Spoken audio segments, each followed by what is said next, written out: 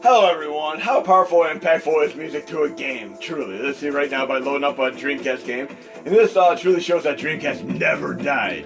We got games for Dreamcast coming out eons after the system actually expired in correlation to the rest of the world. We're talking Ducks 1.5, a great homebrew game, which is a great homage to stuff like R-Type. Obviously, R-Type was originally made by Irem, and they also made Ninja Baseball Batman, Vigilante, Kung Fu Master, which clearly is based off of Jackie Chan in a particular movie he did. I believe it was Meals on Wheels was the movie that it was based off of, unless I have the movie title wrong there. But I love all of Jackie Chan's earlier movies as well as his later movies. And you might even notice in some of his movies he actually has songs in the credits. He actually was a really, really good singer, still is a great singer. I even watched his more recent movie, which is more serious drama, dramatized and such, but it has some great classic Jackie Chan shtick and martial arts action in it as well. And Operation Condor 2 is probably my favorite of all the Jackie Chan movies, but it was absolutely butchered for my US release because they had the movies come out reversed, where 2 came out before 1, but 2 was really 1 and 1 was really 2. They did it in the opposite in the United States for some weird reason or another. So the one I actually saw that I know in this 2 was actually 1. But the composer of this game, Andre Neumann, did incredible work, and I believe he had creative input from Chris Huelsbeck, who worked on Turrican 1, 2, 3, Super Turrican 1 and 2, the Gym Power game on Super Nintendo, as well as PC Engine, and of course games like Tunnel B1, and amongst other games, Apidya for Amiga. Just some incredible games. And he also worked on Gunlord for Dreamcast, and even Gunlord X, the more recent next-gen downloadable title. But I'll do some Chris Huelsbeck showcases as well. Again, this game right here is done by Andre Neumann. And this music, particularly right here, sounds quite a bit like Turrican, a band I like that's kind of a mix between synthwave, pop, electronica, heavy dance trance. Love the music. A little bit of the heaviness of KMF theme as well. But great work, Andre Neumann. Love the stuff. Love your work as well, Chris Huelsbeck. I'll be showcasing more of both your music in future videos. But absolutely digging this, and we'll showcase a few Chris Huelsbeck games after this Andre Neumann music one. And again, this is cool because the company that made this game is WhoCast.net, and it's kind of a little bit of an Easter egg because I love the game Phantasy Star Online V1 and V2, and one of the character types, a robotic character, is a WhoCast. So clearly they were doing an homage to not only R-Type, but of course WhoCast from Phantasy Star Online V1 and V2. And of course the Hadouken move, the namesake, which is in Street Fighter 2, for Ken and Ryu, is a special move. Originated from when the creator saw an anime way back in 1974 called Space Battleship Yamato. There's a move that the ship did in outer space, and that is what made it into the Street Fighter 2 game. We're going to try to make it through this boss battle here. And again, this reminds me of quite a bit of Hadouken. If you want to hear the song I'm thinking of that it reminds me of, it's called S1 by Hadouken. My first experience with Hadouken actually is the song called Levitate, which I heard, and people are awesome. A great YouTube video which showed people doing amazing feats. Whoa, you heard the song Levitate. Charge blast mode activate. And of course my little orbital sphere here, I could have sent it out, disembarked it on a mission earlier, but I'm keeping it as a little bit of a shield right now. And let this open up so I can do a charge blast there. There we go, charge blast. There we go. We gotta get to this boss battle. I didn't lose a life yet. Hopefully I can beat this boss battle without losing my life. This music is awesome. It really does remind me of Hadouken and various synthwave, electronica, heavy dance trance. Should be pretty close to the end of this boss battle. I'm gonna fill it up with some missiles to the end of this battle here. It's all about patterns of recognition when you do boss battles. Especially if you play a game like Gradius 5. I remember me trying to beat that without losing life the first stage. That was so incredibly difficult. Should be one more thing here that should be done with this little boss battle. But this is a beautiful game. There actually was a Ducks 1, but it had some bugs like scoring issues and such. But Ducks 1.5 was released for free to people who got Ducks 0.1. Come on, almost there. I don't care, I'm enjoying this music. I don't care if this battle goes on for 20 minutes, as long as I can enjoy this music. Let's finish him. Okay, almost there.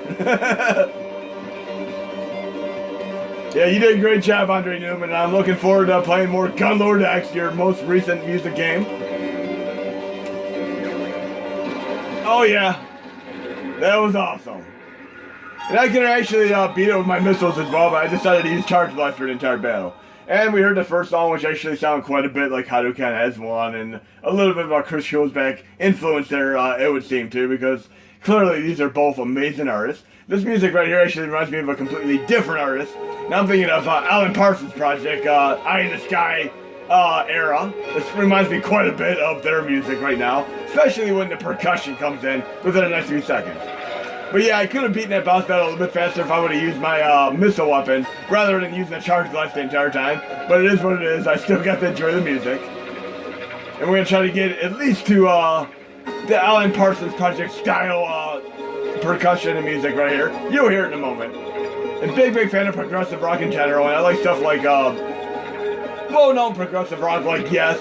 And of course Emerson, Lake and Palmer. But I also like lesser-known ones like Spock's Beard, Neil Morse, and of course Transatlantic. These are all amazing. Oh, I lost a life there.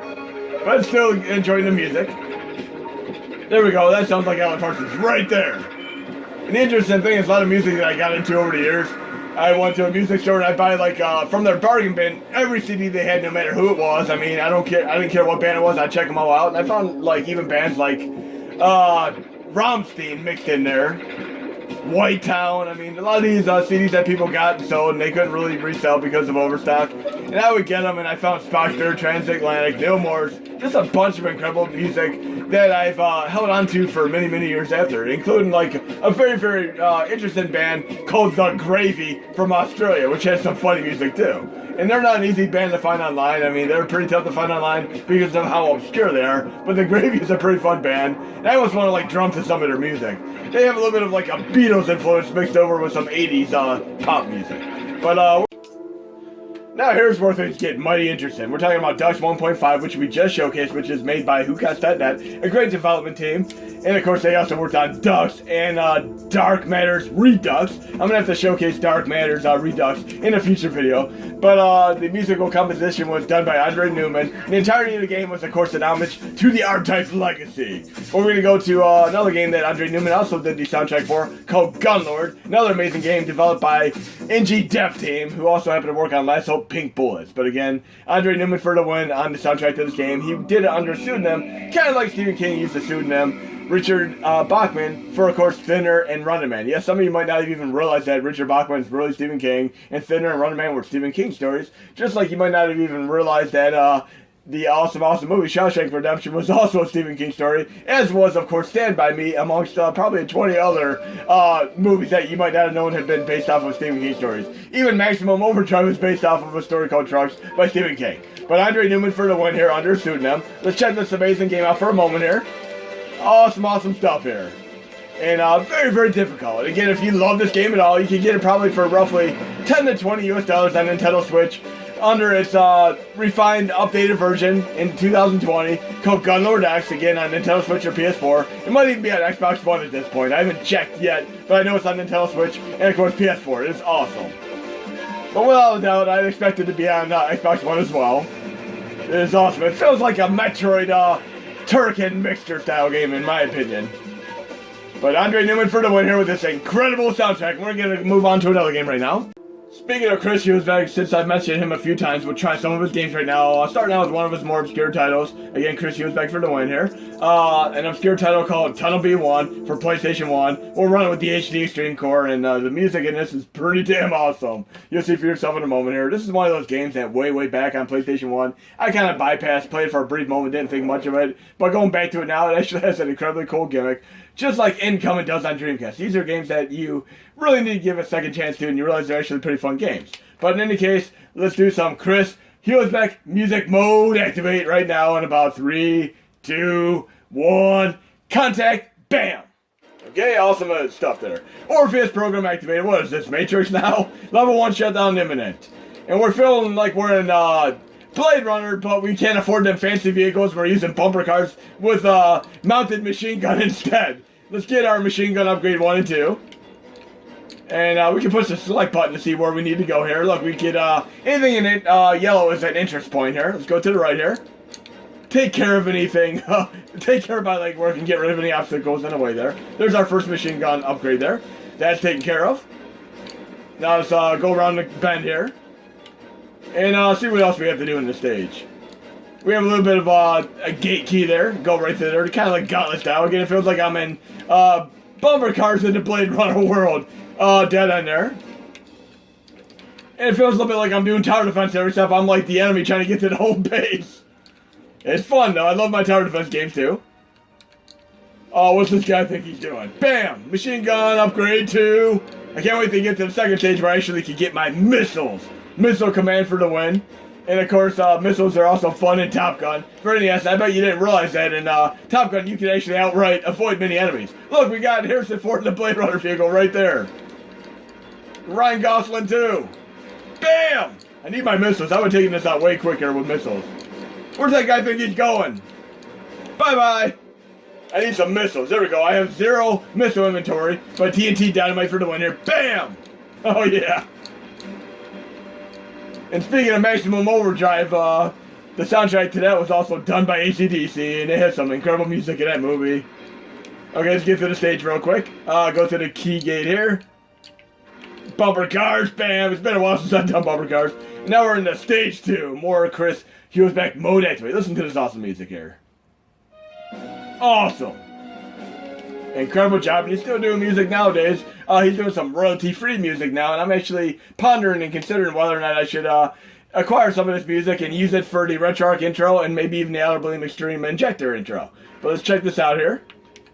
What do we have here? More power. We need some missiles here. And the interesting thing about Top Gun for NES is you can actually avoid a lot of enemies. One of my friends was having difficulty trying to beat the game. He was trying to conquer all the NES games in the entire collection. And he was having a little bit of difficulty with Top Gun. So I gave it a shot. And I know something very, very interesting in the game. That enemies won't attack you if they can't see you. It is funny. The AI is programmed in such a way where they won't hurt you if they can't see you. So when you're in the water stage, stage 2, just look up in the sky the entire time. And nothing can hurt you at all other than the planes in the sky. And if one of the missiles is coming at you in the air, just get it off screen so you can't see it, and you're good to go. Blade Runner for the win again. But we need some missiles. There we go, we got missiles, and I'm going to activate these in a moment here. Let me get past this part. Push R1 to activate my missiles here, and let's use it on this guy right there. Check this out. Bye-bye! Okay, and let's take out this other Blade Runner vehicle with a couple missiles here. If you could, let's try to time this well. I don't want to waste my missiles. Bam! One more, he's done. Oh, look at 2 missiles versus many machine guns. There we go, more missiles and such. Okay, what do we want to do here? I can push R1 to switch my weapons again. Just use normal machine gun for this. Awesome sauce there. Gate! And that's the gate that's back here. But fun game. Okay, of course, we're going to have to do another one of his games with an awesome soundtrack. Look at that soundtrack tree. Tell me, Chris Huelsbeck folder. And I can obviously add these to my playlist as well. We're going to do Gym Power and Mutant Planet, my favorite version of this particular game. We're going to run it with the Mendefon PCE Fast Core. And again, this game is the best on this system as far as I'm concerned. The Super Nintendo version has too many layers of reverse parallel scrolling, and it can be kind of irritating like doing a VR headset for far too long. But let's check this awesome game out for a moment here. And hear the incredible Chris Huelsbeck soundtrack. Okay. And right there you can see many layers of parallel scrolling. That's fine. But when you're moving forward and having multiple layers move backwards, it can be kind of disconcerting. I'll show you what I'm referring to in a moment here once we start the game. It is also not an easy game at all. Okay? Look right at the bottom there. See how that's scrolling backwards? That would be parallel scrolling. But imagine like 7 layers of that going the opposite direction in the background of the screen there. It is awful. Just look up Super Nintendo Gym Power and you'll see what I mean. You can't watch it for more than like 10 seconds without it annoying you. Even though it's a well-designed game, that is just one bad creative choice that they kind of failed on. You die in one hit in this game. It's not an easy game at all. Just watch. Even right here, you can lose your entire game. Just try to get past this part right here. Help if the enemy's actually on screen there. Okay, I got this. Some more time in. Oh, so far so good. And watch what happens when you die. Hopefully I don't die right away, though. You have a kind of a funny animation when you die, kind of like in Dragon Slayer. A fun game without a doubt here. Whoa! No.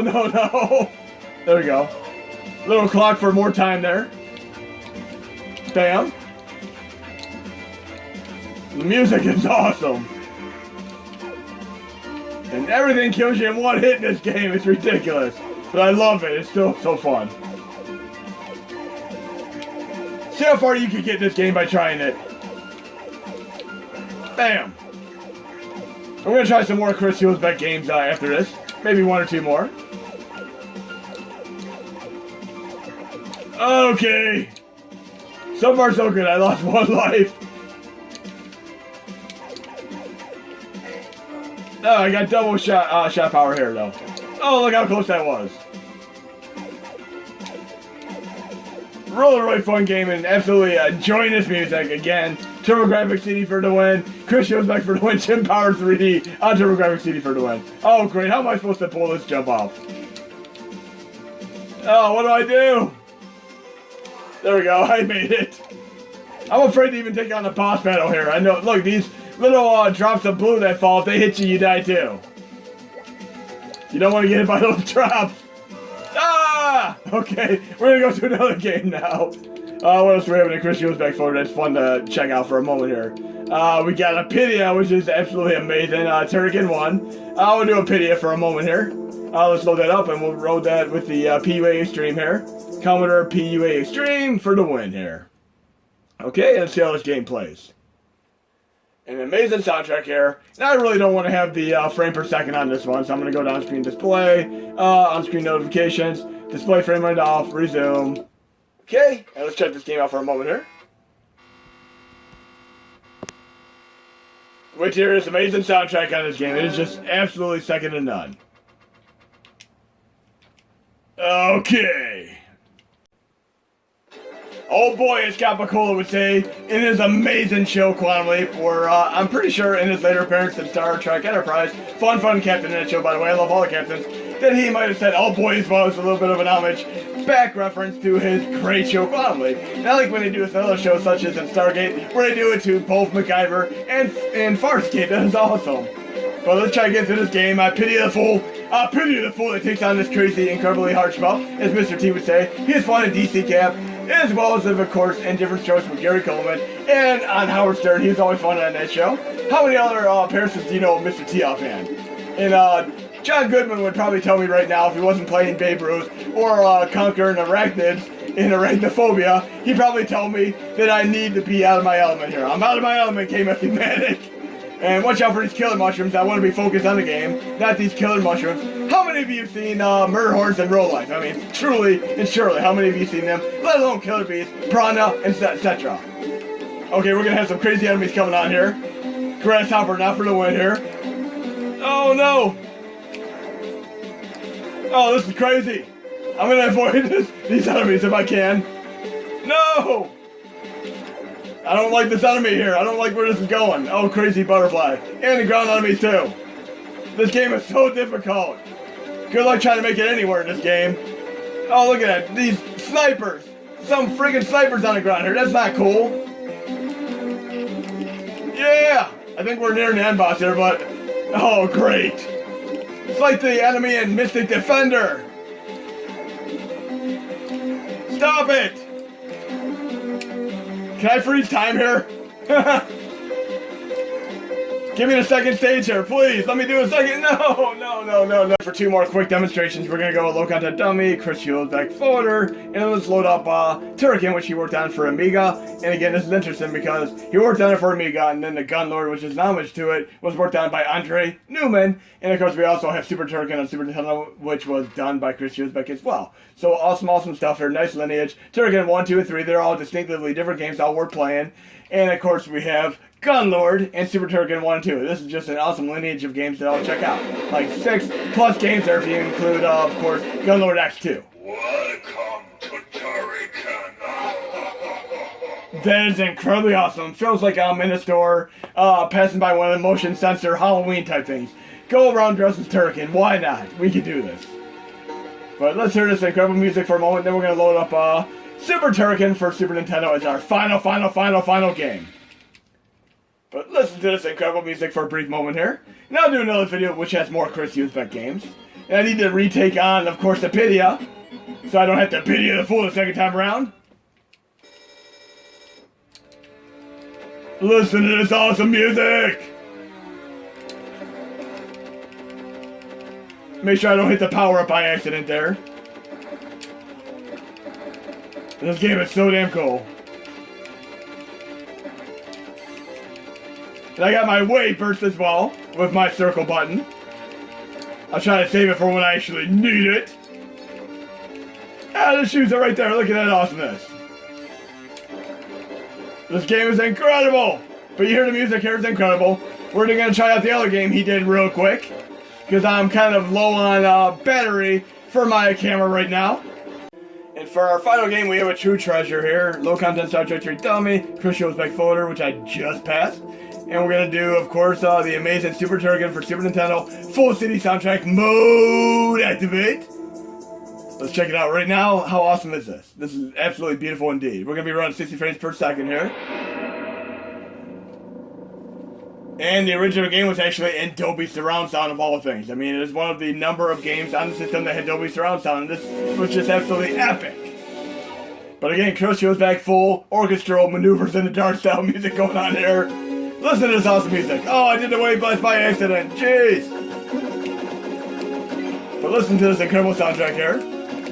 So much to do in this game. And again, you got Turrican 1, 2, and 3 on Amiga. Then you have Super Turrican 1 and 2 on Super Nintendo. And last but not least, you have Gunlord and Gunlord X on Dreamcast and Next Gen, respectively. So let's try to get through this game a little bit here. And this music sounds like it'd be not out of place in like a never-ending story style movie. Really synthwave pop style shenanigans going on here. Right here, this sounds like so much like never-ending story era music. Love it. Oh no, I got hit by lightning.